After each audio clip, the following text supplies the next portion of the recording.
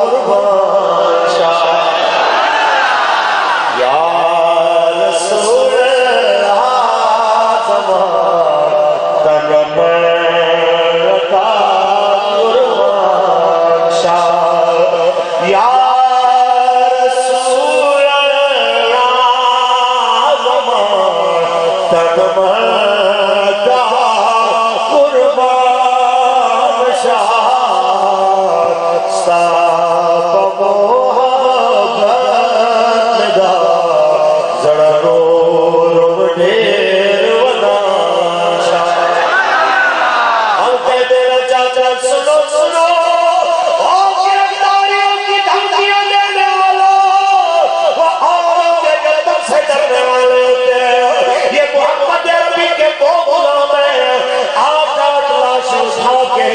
پھر بھی تم ہمارے لہجوں کو دیکھو گے ہم پھر بھی یہی کہتے رہیں گے کہ یا رسول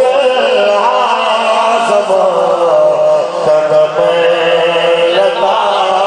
قربان شاہ ساپ محبت دا زڑا نور دیر ونا پکم طرف بانے سو کروان شکول بیار طرف کروان شکول دین والے کے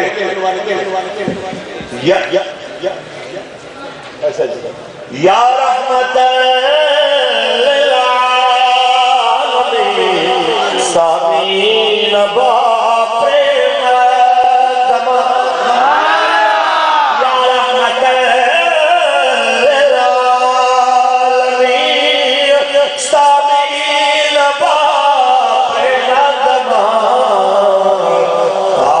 للعالمین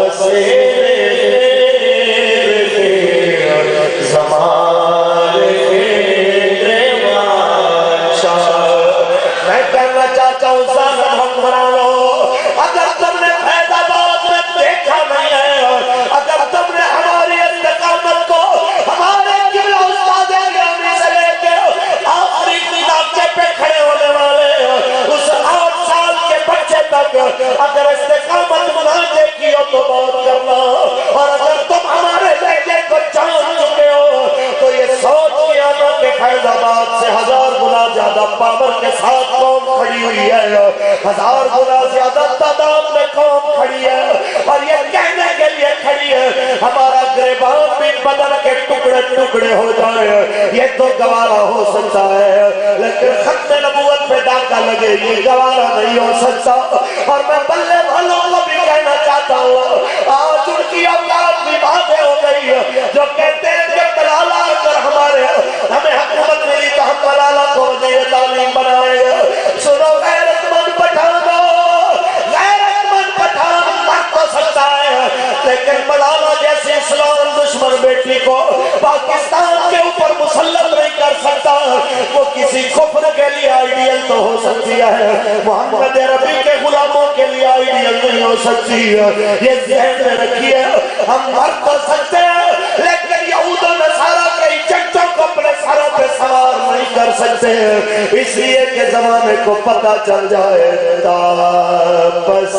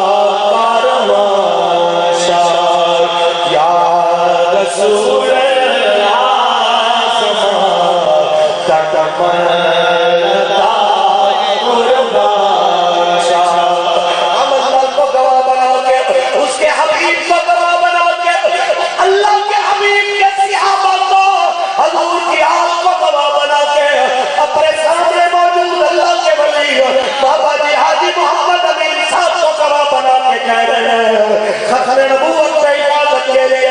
2 تاریخ پر نکلنے والا تحریک کا سکتے ہیں لیکن اپنے مشن سے پیچھے نہیں ہٹ سکتے. گرفتاریاں والے آپ کے شوق پورا کر کے دیکھ لیں, گولیاں چلانے والے گولیاں چلا کے دیکھ لیں, بارود برسانے والے بارود برسا کے دیکھ لیں, ہر طرف سے یہی آواز آئے گی کہ یا رسول